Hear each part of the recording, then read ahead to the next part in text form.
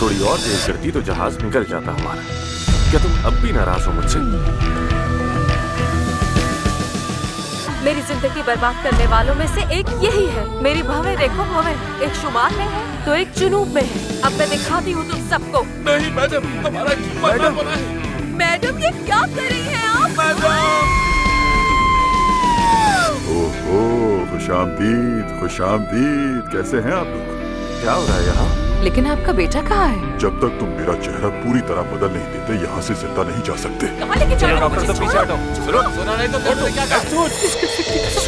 मुझे सालों हो गए नाइफ हाथ में लिए हुए, मैं ये सर्जरी नहीं कर सकती। कैसे कर सकती? कैसे नहीं कर सकती? नहीं कर सकती। आपसे सांस नहीं आ सकती। काया, कल रात एक बहुत बुरा ख्वाब देखा है। मैं नींद से कांपती हुई उठी हूँ।